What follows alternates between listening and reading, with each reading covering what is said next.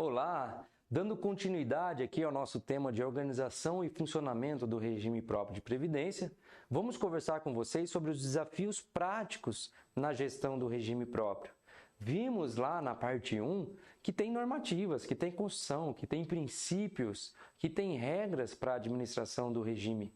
Nós vimos, inclusive, que tem fiscalização, tem o Tribunal de Contas, tem Ministério Público e tudo isso nós precisamos preservar, acompanhar, mesmo pensando na nossa aposentadoria, saber que existe todas essas normativas até para acompanhar a gestão do nosso regime. Aqui vamos conversar agora, tá bom, já entendi, tem normas, tem leis, tem Constituição, mas o que isso vai trazer na prática na administração do regime próprio? E aí a gente conversa então sobre os desafios práticos na organização e funcionamento do regime próprio de previdência social. Não vou aqui, gente, trazer para vocês cada uma daquelas leis, daquelas normativas, daqueles regulamentos, para que vocês entendam tecnicamente todo esse funcionamento. Não, deixa isso para os técnicos, para os servidores, para os gestores do regime próprio. Mas precisamos nós, que vamos nos preocupar com a nossa aposentadoria, entender o mínimo de funcionamento do regime. E para entender isso, a gente começa falando lá da finalidade do regime próprio de previdência social. Primeira finalidade do regime próprio de previdência é receber as contribuições previdenciárias. Evidente, tenho regime, tenho contribuição previdenciária, eu recebo. Só aqui no recebimento das contribuições, eu tenho normativas, eu tenho leis, eu tenho os regulamentos. A sua lei local vai prever quanto que o município vai pagar, quanto que o servidor vai pagar. Se atrasar, o que eu faço? Tem multa, tem juros. Como repor isso? E se o município não fizer o repasse? Como que fica o regime sem as contribuições? Como que vai pagar os benefícios futuros? Tudo isso, então, gente, existem normativas. Até para saber quanto vai pagar, eu disse na parte anterior, nós falamos do cálculo atuarial, por exemplo, nós falamos da simulação, do estudo atuarial. Ali eu vou definir quanto que eu preciso de recurso para pagar as aposentadorias, os benefícios para os servidores, para os seus dependentes.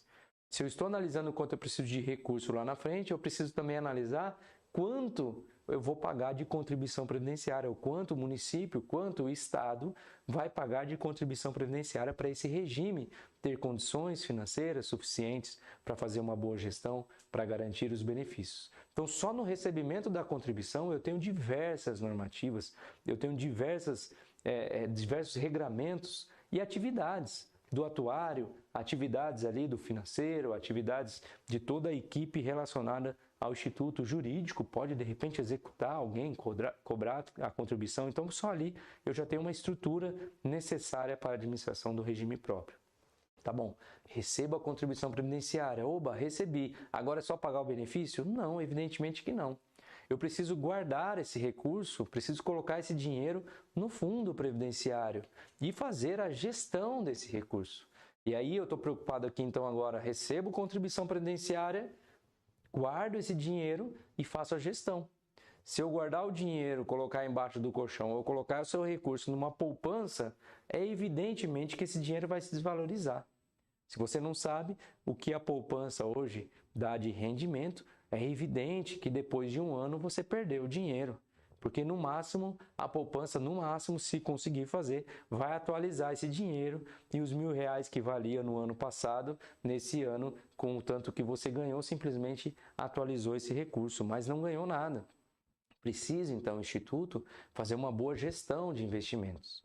E para isso, tem uma normativa que exige um comitê de investimentos, tem normativa que exige uma política de investimentos. Nós temos normativas que permitem aplicar os recursos em determinados investimentos. Não é de qualquer jeito. Então pega lá o gestor de recursos, aplica na bolsa, aplica em bitcoins e vê o que dá. Não é dessa forma. Precisa ser respeitado normativas, inclusive normativas que agora também vêm do próprio Banco Central e que tem que ser respeitada. Então nós temos, recebo a contribuição, guardo esse recurso, faço a gestão primeiro do dinheiro, está entrando, está vindo certo, está vindo no valor correto. Aliás, antes disso, eu defini o valor correto atuarialmente, depois eu contribuí corretamente, está previsto em lei, está previsto em normativa, faço a gestão correta desses recursos, tenho um recurso adequado ali no caixa, estou fazendo os investimentos desses recursos, eles estão voltando, e aí nós falamos das metas atuariais.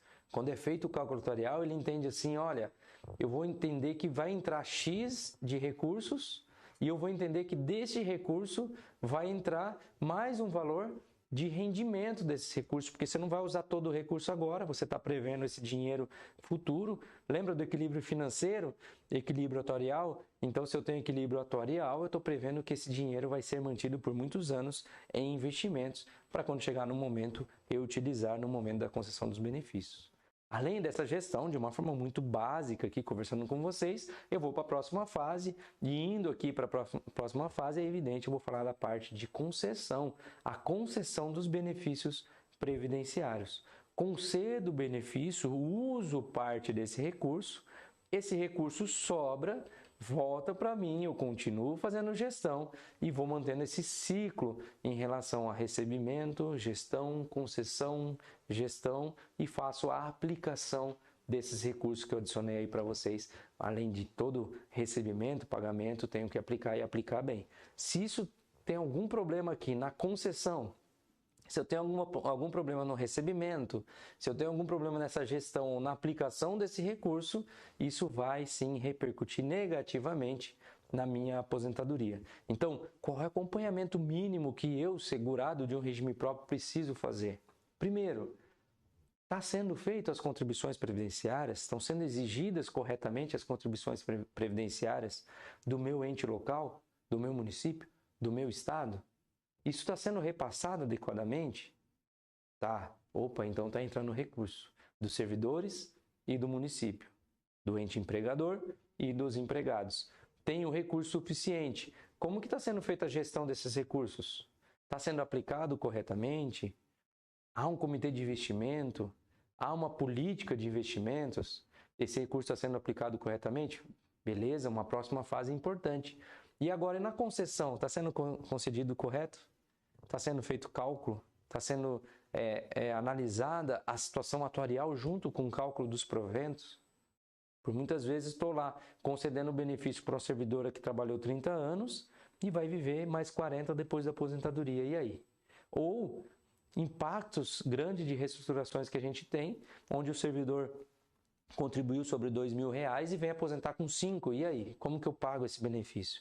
São problemas que precisam ser questionados por todos os gestores do regime próprio. Por isso o diretor de benefícios, por isso o diretor financeiro, por isso o diretor-presidente do seu instituto precisa ter a ideia de funcionamento desse regime, mesmo que eles vão trabalhar de forma específica em uma determinada área, ele precisa ter a ideia de conhecimento suficiente de funcionamento geral do regime. E aí vem os desafios na gestão. E quando a gente fala de desafio, eu gosto de trazer muito para vocês esse slide. E começa aqui trazendo qual que é a perspectiva de um servidor. Você, segurado do regime próprio, o que você pensa? Você pensa assim, olha, eu tenho um caminho laboral, eu inicio no trabalho, eu começo minha atividade, depois eu sou admitido no município, eu sei que eu estou contribuindo, não estou mais preocupado. O que eu quero? Eu quero a minha aposentadoria. Que pergunta que vem à mente de vocês? Nossa, quando a gente começa a trabalhar, é assim, olha, eu comecei a trabalhar, eu iniciei e eu me pergunto assim, quando e quanto eu vou receber? Quando eu vou me aposentar e quanto eu vou receber na aposentadoria? Para a gestão do regime previdenciário não é só isso. Olha, só entre o início do trabalho e a admissão no município eu tenho questionamentos, eu tenho preocupações. Se você, tudo bem, você foi admitido no município agora e vai ter 10 anos de contribuição no município, mas sua aposentadoria exige 35. Esses 25 anos vai vir da onde? Vai vir do INSS? Vai vir de outro regime? Tá, e esse período que você contribuiu lá? Tem compensação financeira? Eu preciso ir buscar esse recurso lá e eu me preocupo com isso. E para isso eu preciso de documentos que comprovem esse recolhimento. Para isso eu vou precisar preparar um processo para que eu não tenha prejuízo lá na frente. A contribuição que foi feita no outro regime está tudo certo? Foi feita adequadamente? O regime tem base de contribuição adequada para ajudar no meu cálculo do benefício aqui? O valor da contribuição lá foi compatível com o valor do seu cargo aqui? São preocupações que o regime previdenciário sempre vai ter e precisa ter na sua administração. E são os desafios práticos que saem daquela seara tranquila de servidor, de preocupação como servidor e passa aqui uma preocupação de gestão. Afinal de contas, se eu pago um valor muito alto para um servidor, eu garanto um benefício para um servidor que não teve contribuição suficiente para isso, é evidente que todo recurso previdenciário ele cai. E quando chegar lá na frente, eu não consigo garantir os benefícios a todos. Então é um cuidado que o regime próprio tem. Se a gente continuar aqui no nosso quadro, eu vou ter naturalmente uma preocupação primeiro, que eu falei lá atrás, com a fase de contribuições, está entrando corretamente, o dinheiro está indo bem, e aí eu trago mais especificamente aqui, ó, eu tenho a aplicação dos recursos, eu tenho a base de dados que eu usei para o cálculo atuarial no meu estudo atuarial está adequada? E tenho a meta atuarial, o que nós já conversamos e vimos lá atrás. Nessa fase de contribuições, está tudo bem? Está entrando corretamente? Está dentro de uma base de dados correta? Está dentro de um estudo atuarial adequado? A meta atuarial está sendo atingida? Os meus investimentos estão cumprindo o que eu previ de ter de recurso ou não está? Ou eu não estou tendo o recurso que eu previ lá no meu cálculo atuarial? Todas essas preocupações são dos gestores do regime próprio, mas nós podemos e precisamos acompanhar essa gestão, até porque é isso que vai garantir a fase de pagamento. E aí a gente entra na fase de pagamento aqui, eu vou entender logicamente que eu tenho uma fase de contribuição, eu formo um caixa para chegar na fase de pagamento e começar a pagar de uma forma tranquila os benefícios previdenciários. Qual que é o grande problema de alguns regimes previdenciários aí fora, principalmente o próprio INSS? Na fase de contribuições, não existiam normas, não existiam leis, princípios adequados que exigia do INSS essa previsão, que é o próprio nome previdência, que nós vimos na parte anterior. Não existia no INSS normativas que diziam, olha, esse recurso você vai precisar guardar para conceder benefício lá na frente. Então nós tínhamos uma grande massa de trabalhadores contribuindo, poucos aposentados, e agora chegou a fase que eu tenho vários aposentados e quase a mesma massa de trabalhadores. E o recurso que eu deveria ter guardado, gastou. Então eu tenho a fase de contribuições e agora na fase de pagamento, cadê as contribuições? E eu entro na dificuldade. Entendendo lá o nosso slide, ó, tem uma fase de contribuições e no regime próprio funciona diferente, porque as normativas, as leis, a Constituição já trouxe princípios, regras de administração do regime próprio para evitar isso. Se você não sabe, a contribuição previdenciária, somente um percentual pequeno dela pode ser usada para a administração do seu regime previdenciário e todo o restante, existe na norma nacional inclusive, não pode ser utilizado para nada, somente para pagamento de benefícios previdenciários. Por isso, você tem um fundo previdenciário aí e não houve ninguém utilizando essa fase de contribuições. Você tem essa fase de contribuições ali guardada para garantir a fase de pagamento. Ainda assim, quais as preocupações que podem vir aqui à nossa mente? A base de contribuição, ou seja, aquilo que formou a minha base de contribuição, aquilo que eu utilizei para calcular a minha contribuição previdenciária, está adequada com o cálculo dos proventos de aposentadoria? O que nós queremos como servidor público? Ganhar 3 mil, ter um plano de carreira, terminar a carreira com 10 e se aposentar com 12, se for possível. Mas evidentemente que isso não combina com essa fase de contribuições, essa fase de pagamento. O que se quer na Previdência? Olha, tudo bem, tem um plano de carreira. Comece com 2, 2,5, 3, 3,5, 4, vai subindo isso ao longo da sua vida laboral e vai subindo as contribuições junto. Quando chega a fase de pagamento, tem um recurso suficiente para isso. Se eu tenho uma fase de contribuições num valor muito baixo, 2 mil, 3 mil, e uma fase de pagamento de 5, é evidentemente que a conta aqui não fecha, traz problemas práticos para a gestão. Então, primeiro cuidado é isso. A base de contribuição está relacionada aí ao cálculo dos proventos? Primeira preocupação. Segunda, o tempo de contribuição está adequado ao tempo de percepção do benefício? Vocês pagam 14%. 14% de contribuição por 30 anos sobre um determinado valor, ainda que seja o mesmo valor da aposentadoria. Será que é suficiente para pagamento de 100% da aposentadoria durante 20 anos que seja? E se a gente falar na regra antiga, por exemplo, do professor, quando a gente dizia que uma professora iria se aposentar com 50 anos de idade, com 25 anos de contribuição. Se com 50 anos de idade a expectativa dela é 85, Nós estamos falando aí que ela vai contribuir 25 anos e vai receber 35 anos de aposentadoria. Evidentemente que a conta não fecha. Aí começou as discussões e veio aí a aposentadoria especiais. Um profissional de saúde se aposentava ali pela súmula vinculante 33 há pouco tempo, não sei como que está aí no seu regime ainda, mas é algo que precisa ser alterado. Com 25 anos de contribuição, não importa a idade, tem direito à aposentadoria. Um dentista com 25 anos de idade aí formado, começa a contribuir com 50 anos de idade e também está aposentado, ou até com uma idade inferior. E aí, como que eu mantenho esse benefício? Então, são problemas práticos que chegaram para o regime e que a gente precisa resolver. Além desses problemas de tempo de contribuição, tempo de percepção, a gente vai para o reajuste. Olha, se o dinheiro, se o recurso que foi contribuído, ele é investido, e aí a gente busca aí receber a inflação mais uma meta atuarial de 4%, 5%, cada vez mais difícil de ser atingida, o que a gente vai fazer se esse benefício tiver um reajuste muito maior do que a rentabilidade? Por isso nós temos aí, desde 2003, a emenda 41 trouxe a ideia de ter um reajuste geral vinculado à inflação. Mas ainda nós temos no serviço público a possibilidade de alguns servidores aposentar, e isso nós vamos ver depois na próxima parte com o Dr. Tiago, nós vamos ver a possibilidade de aposentar com chamada paridade, onde esses servidores continuam tendo aumento de salários superiores ao reajuste anual dos benefícios. Então, 3 problemas importantes aí que a gente olha na fase de pagamento. Primeiro, base de contribuição versus cálculo, tempo de contribuição versus tempo de percepção e depois reajuste dos benefícios versus a rentabilidade. Veja as preocupações práticas do regime próprio. Não é fácil. E isso falando em aposentadoria. E se a gente trouxer ainda aqui, né, além dessa necessidade de equilíbrio, a ideia da pensão por morte.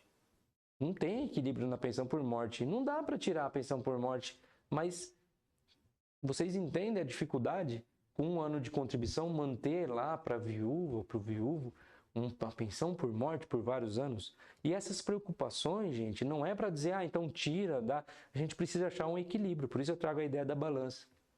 É o equilíbrio do direito entre o direito do servidor, o direito do trabalhador, os princípios constitucionais também ligados à dignidade da pessoa humana, o direito à vida, mas também os princípios para manter. Até porque se garantir para todo mundo. O pessoal tem essa visão às vezes equivocada. Não, é só para mim, é só para mim. Se a gente garantir para todo mundo tudo o que todos individualmente querem, nós não vamos ter sistema previdenciário lá na frente. Foi o que já aconteceu com alguns regimes previdenciários, onde não tinha muitas normativas e acabaram que utilizando esses regimes de várias formas, até infelizmente politicamente, e chegou na situação que chegou. Então nós temos que tomar esse cuidado e entender como que está a situação do meu instituto, como que está a situação do meu regime previdenciário. E aí a gente sai daquela estrutura jurídica que a gente viu lá atrás, legal, constitucional, e vem para a prática. Olha, só aqui, gente, é evidente que eu fiz um esboço, algo bem resumido, bem prático, só para que vocês entendam, mas só aqui nós temos diversas normativas, diversos problemas, diversas necessidades de enxergar, de fazer a gestão aqui correta do seu regime previdenciário. Se você não sabe, você mesmo aposentado, inclusive, pode participar do conselho de fiscal ou conselho de administração do seu regime e ali participar, se envolver mais com o funcionamento desse regime. Se você gostou aí, talvez fica a dica, fica a deixa aí para que você procure aí o pessoal do Instituto e venha se candidatar aí para uma dessas funções, dessas atribuições de conselheiro. Entendemos isso, entendemos os desafios práticos, entendemos a administração, entendemos como funciona o regime previdenciário. Tanto a parte legal como a parte de estrutura jurídica, agora os desafios práticos nessa gestão. Dentro desses desafios práticos, nós temos normativas relacionadas ao departamento financeiro, ao departamento administrativo, ao departamento previdenciário, à turma que vai cuidar de investimento, ao comitê de investimento, nós temos toda essa parte. Não vou eu aqui, nessa oportunidade, detalhar isso para vocês. O que nós precisamos saber nesses desafios práticos? Eu me preocupo com tudo isso. Quando eu vou conceder um benefício previdenciário, eu vou precisar de documentos, eu vou precisar de informações que vai preservar esses princípios constitucionais dentro do meu regime próprio. Então, não existem normativas, leis, regulamentos, que não vou detalhá-los aqui, que vão exigir determinadas posturas, situações, documentos para a concessão do benefício previdenciário. E é isso que a gente precisa entender. Tá bom, vai chegar a hora do meu benefício, o que vai ser exigido de mim? O que eu preciso já correr atrás, providenciar e como que eu entendo o meu processo de aposentadoria? Primeira coisa eu digo para vocês, não é necessário advogado, não é necessário ir lá, a menos que você tenha uma situação muito específica que precise entender, vai atrás. Mas o pessoal do Instituto também são servidores públicos. Não estão trabalhando contra o nosso benefício, mas estão trabalhando para preservar o direito à minha aposentadoria dentro dessas normativas, dentro desses princípios.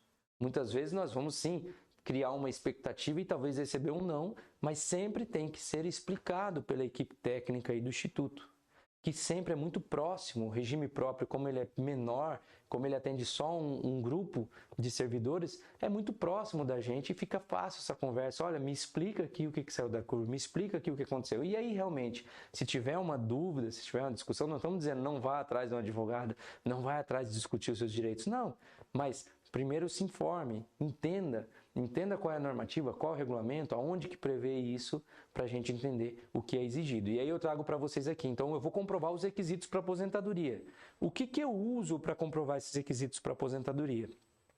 De forma bem básica, bem simples, preparando aqui a nossa próxima parte, onde nós vamos conversar sobre as regras de aposentadoria e o cálculo dos proventos. Então aqui, o que eu preciso saber? Olha, primeiro, o benefício vai ser exigido lá na comprovação de uma aposentadoria, vai ser exigida a comprovação de idade.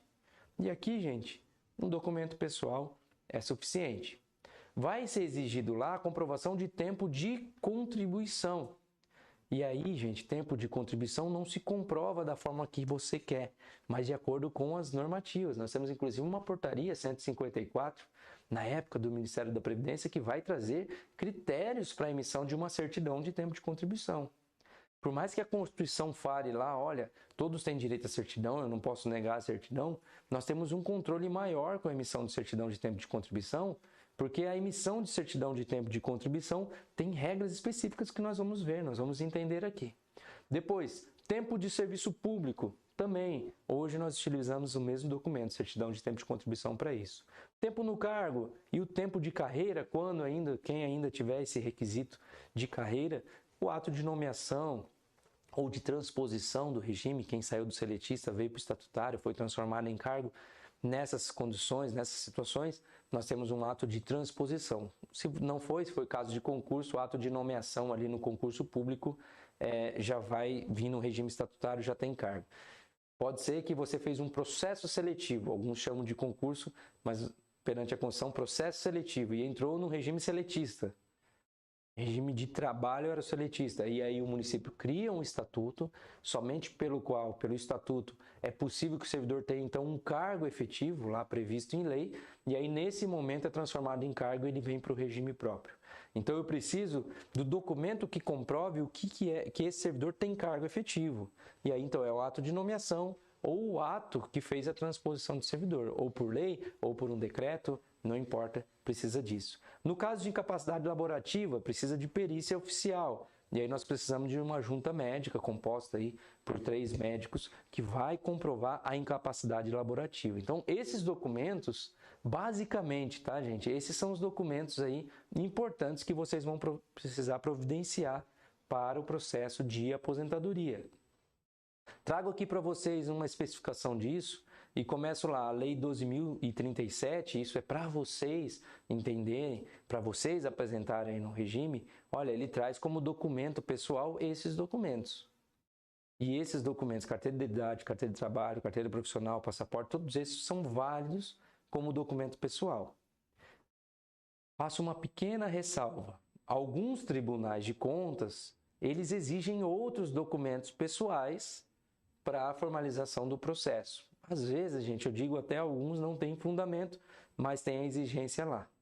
Outros, às vezes, regulamento do próprio Instituto. E se tem regulamento, se tem lei, um regulamento não contraria necessariamente os princípios constitucionais que a gente viu. E se tem fundamento para exigir esse documento, não tem problema, você vai providenciar esse documento e seguir a regulamentação aí local.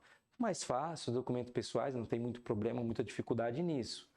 O que fica mais complexo, que a gente tem que tomar cuidado talvez, a gente entra ali para o campo da certidão de tempo de contribuição.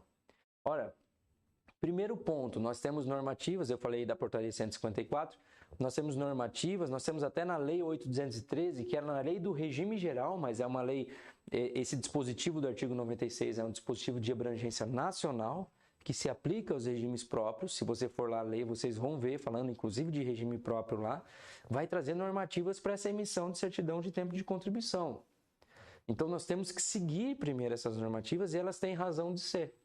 Por mais que a Constituição traga, olha, ninguém pode negar a emissão de certidão, a certidão específica de tempo de contribuição, ela gera dinheiro. Veja, se você chegar no seu regime de previdência e tiver faltando 5 anos para aposentadoria e você tiver uma certidão de tempo de contribuição desses 5 anos, você já tem direito à aposentadoria, ou seja, ela gera dinheiro. A certidão de tempo de contribuição é como se fosse um cheque, né? Porque naquele momento que eu pego o tempo de contribuição, eu utilizo esse tempo de contribuição em algum benefício previdenciário. Por isso a gente toma esse cuidado. Imagine se é emitida várias certidões de tempo de contribuição. E esse servidor pega a certidão de tempo de contribuição e vai em vários regimes previdenciários e fala, eu quero minha aposentadoria aqui, eu quero aqui, eu quero aqui, e leva o mesmo tempo em vários regimes. Isso é inconstitucional e tem normativas, inclusive, protegendo isso. Por isso, a certidão de tempo de contribuição, via de regra, é emitida uma única vez e é utilizada no regime original. Você não fica com cópia ou apresenta a cópia autenticada. Entrega a certidão de tempo de contribuição original e o Instituto de Previdência vai utilizar essa certidão para a contagem do tempo, que inclusive é essa certidão que vai garantir para ele depois uma compensação financeira com outro regime do qual você trouxe a certidão de tempo de contribuição. Claro, perdi a certidão, vai ter que fazer um trâmite, tem um trâmite mais complexo do que uma simples emissão de uma nova, mas é possível a emissão de outra, lógico que o servidor não vai ficar no prejuízo.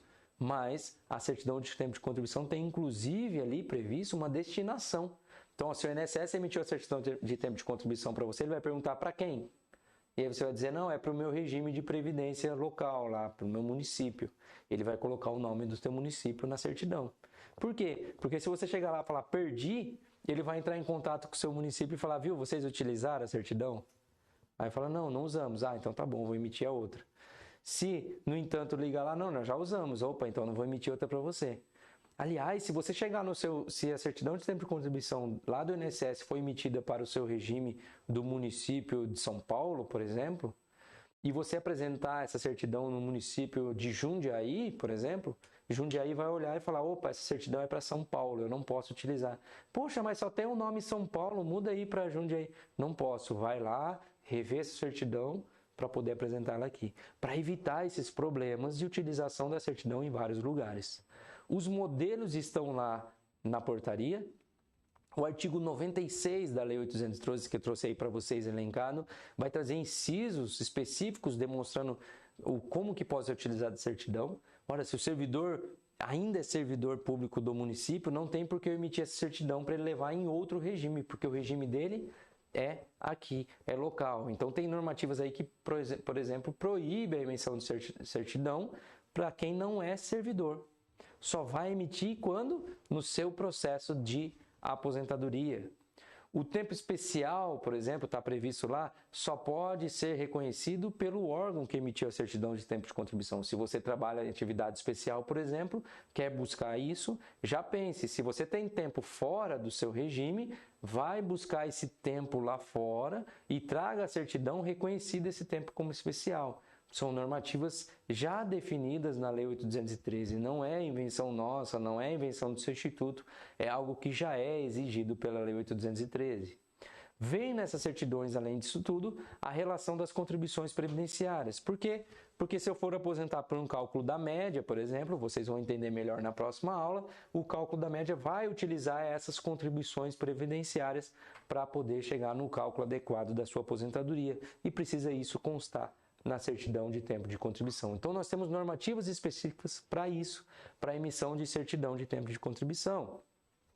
Da mesma forma, o ato de nomeação ou transposição, só para que vocês entendam, eu já falei ali de forma geral. Emprego público, ainda que você passou num concurso, se o regime de trabalho é o da CLT, da Consolidação das Leis do Trabalho, se o teu município não criou um estatuto próprio, eu tenho emprego público e não cargo efetivo. E nessa condição não pode ter regime próprio. Por quê? Porque o artigo 40 da Constituição, que nós lemos na parte 1, ele exige titular do cargo efetivo. Então você diz, eu prestei concurso, eu fiz concurso. Tudo bem, mas se o seu regime de trabalho era o seletista, nesse período de regime de trabalho seletista, você contribuiu para o regime geral de previdência social. Se o teu município foi lá e criou o estatuto e de forma constitucional conseguiu transformar o seu emprego público em cargo efetivo, nesse momento você foi vinculado ao regime próprio de previdência social. Então, o ato de transposição de regime é importante porque ele é condicional previsto lá no artigo 40. É fundamento do regime próprio que somente titular de cargo efetivo esteja vinculado ao regime próprio. Se não foi feita a transposição e você fez o concurso e já entrou em cargo efetivo, tranquilo, o ato de nomeação é suficiente para comprovação. Só para registrar para vocês e vocês terem isso em mente, seletistas que não foram concursados, eu entrei no regime seletista, por exemplo, sem concurso. É importante esclarecer que desde 1988 a Constituição Federal exige para ingresso em cargo efetivo o concurso público. Se você, ainda que seja seletista, não fez concurso público, não pode ser feita a transformação de seletista para cargo efetivo. Então, cuidado com isso aí. Ainda aqueles seletistas que foram contratados antes da Constituição de 88, e aí veio a Constituição de 88, exigiu o concurso e disse, olha, quem já está exercendo emprego público há mais de 5 anos, tem a estabilidade. O artigo 19 dos atos de disposições transitórias constitucionais ou constitucionais transitórias, ele disse, olha, você tem estabilidade, mas não permitiu a transformação desse servidor que não fez concurso em cargo efetivo. Nenhuma declaração, não adianta, nenhuma declaração supre o ato de nomeação ou o ato de transformação do seu emprego público em cargo efetivo. Então, toma cuidado com esses documentos. Precisa ver lá o seu ato de nomeação ou o ato de transposição e respeitar a Constituição, porque se foi feito um ato, se foi feita uma declaração, mas se essa declaração que está lá embaixo, na hierarquia das normas, contraria a própria Constituição, não pode ser aceito pelo regime previdenciário. Tudo bem? Tudo bem? E aí fica a grande dúvida. A gente fica assim, olha, tá bom, eu entendi então os documentos, eu entendi tudo isso. Nós estamos passando por várias discussões legais, constitucionais, você mesmo disse da emenda 103, e fica a minha dúvida então, qual regra que se aplica à minha aposentadoria? Qual regra que eu vou utilizar então para me aposentar? E aí eu trago aqui para vocês algo que está previsto na emenda constitucional número 103, quando a emenda foi aprovada, infelizmente, ficaram municípios e estados de fora das novas regras ali estabelecidas e foi previsto na emenda que para os municípios e estados, eles deveriam promover a sua própria reforma previdenciária. Então, nós tivemos municípios que já fizeram a reforma previdenciária e já estão com regras novas, e nós temos municípios que não fizeram a reforma previdenciária e, portanto, estão com as regras antigas. Por quê? Porque a própria emenda, em vários dispositivos que eu cito aí embaixo, a previsão, prevê que aplica-se para a concessão de aposentadoria e pensão a esses estados, Distrito Federal e município, as regras constitucionais ou as infraconstitucionais, que vocês agora já sabem o que anteriores à data da emenda, enquanto não promovidas suas reformas. Então, se o seu município, o seu estado não promoveu a reforma previdenciária, continua aplicando as regras antigas no âmbito do seu município. Aqui, gente, é importante eu fechar com vocês e trazer para vocês já um conceito importante previsto na Constituição, no artigo 5º, inciso 36, que vai falar do direito adquirido. Trago aí também um ato jurídico perfeito que está no mesmo inciso, mas diz, olha, a lei, entendo assim, a lei nova, a nova lei, a nova legislação, não pode prejudicar, atrapalhar o meu direito adquirido, o ato jurídico perfeito e a coisa julgada. Vamos deixar a coisa julgada para um outro momento e vamos falar aqui principalmente do direito adquirido e do ato jurídico perfeito. Trabalho dentro de um regime próprio de previdência, recebo servidores dentro do regime próprio de previdência e ouço normalmente alguém falando, olha, eu tenho direito adquirido. E eu às vezes tenho que informar, desculpa, você não tem direito adquirido. Precisamos entender a diferença entre direito adquirido e expectativa de direito. Por quê? Se o teu município implementar uma regra nova, vai você para a regra nova ou fica na regra antiga? E isso a gente precisa entender. Ou se o teu município já implementou a regra nova, pode você ainda valer-se da regra antiga? E isso nós vamos conversar aqui com vocês quando falar de direito adquirido. Veja, traço aqui para vocês uma linhazinha e trago aqui um caminho e imagino esse caminho aí para ficar mais fácil, mais didático para vocês entenderem o direito adquirido. Entenda assim, olha, eu tenho o início das minhas atividades, o início do meu trabalho. Quando eu comecei a trabalhar, alguém chegou para mim, depende da época que você ingressou aí no serviço público, se foi antes de 98, por exemplo, alguém chegou para você, servidora, e falou assim, olha, você vai se aposentar com 30 anos, não era nem de contribuição, era 30 anos de serviço público. Comprovou serviço público, se você contribuiu ou não, 30 anos de serviço público você vai se aposentar. E você começa a sua vida laboral, feliz da vida, 30 anos eu vou me aposentar. Teve várias alterações na sociedade nesse período. A gente passou a viver mais. A previdência que estava ali tranquila, de repente não estava se sustentando mais. Então foi feita uma reforma da previdência. E chegaram para você, servidor, e falaram assim, viu, não é mais 30 anos de serviço público. Agora é 30 anos de contribuição. Você falou, poxa vida, mas tá bom, ainda eu consigo aqui. Não, mas espera aí, além dos 30 anos de contribuição, você vai ter que completar 55 anos de idade, 10 anos de serviço público e 5 anos no cargo. Aí você olha para a pessoa e fala assim, não, quando eu entrei, me garantiram que era 30 anos de serviço público. E eu te digo, olha gente, não existe na Constituição, na lei, qualquer garantia de manutenção de regras. Se a regra muda, muda para todo mundo. Se a gente analisar de novo, volta lá, o artigo 5º, inciso 36, ele não fala assim, a lei não prejudicará a garantia de regra, ou o que lhe foi garantido no início do trabalho. Ela fala direito adquirido. Direito adquirido é, de fato, aquele direito que eu completei. E aí se pergunta para a servidora, se você já tinha 30 anos de serviço público? Não. Então você não tinha garantido o direito que lhe falaram que você teria ainda. Você não tinha ainda completado o direito que lhe falaram? Não.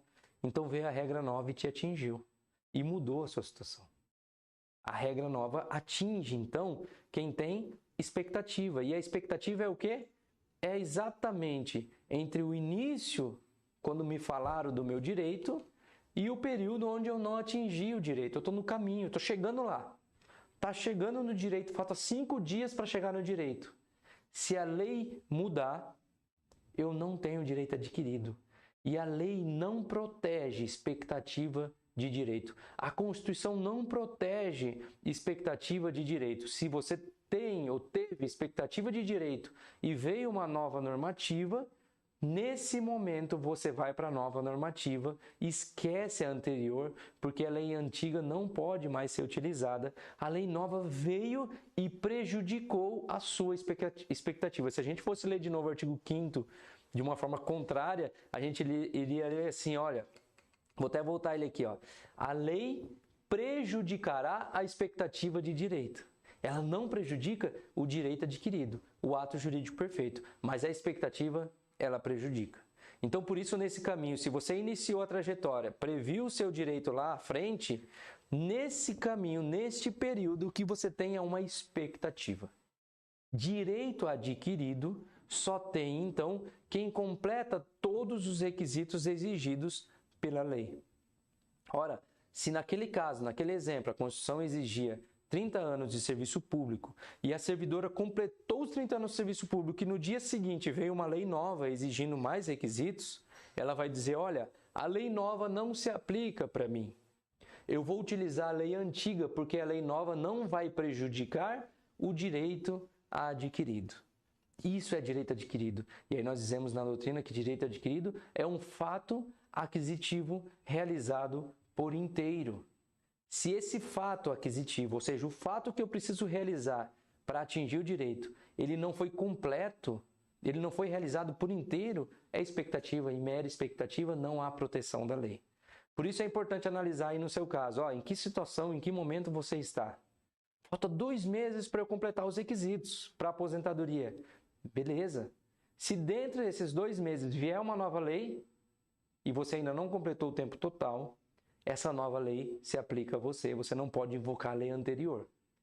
Se, no entanto, passar os 2 meses e vier uma nova lei depois desses 2 meses, aí sim, esqueça a nova lei e pode utilizar a lei antiga, porque a nova lei não vai prejudicar o direito adquirido. Então, do início até o direito eu tenho expectativa, a partir do direito eu tenho a aquisição do meu direito. Tenho o direito adquirido, portanto eu exerço esse direito, eu peço a minha aposentadoria e o ato de concessão da aposentadoria é o que nós chamamos de ato jurídico perfeito. Volta aqui o slide, aí sim, quando você deu a aposentadoria, corre para o abraço, a vitória aí da aposentadoria. Então, olha, o teu município, como que fica a situação? Aí sim, o seu município, se já foi aprovada a reforma previdenciária no seu município, no seu estado, o que você vai fazer? Você vai analisar a data da lei nova. Se a lei aprovada foi em 1º de janeiro, por exemplo, de 2022, entrou em vigor dia 1º de janeiro de 2022, você vai contar tempo até 31 de dezembro de 2021 e ver ali se naquela data você completa todos os requisitos da lei antiga. Se completa, a lei nova não se aplica a você. A lei nova não prejudica o direito que você adquiriu antes dela.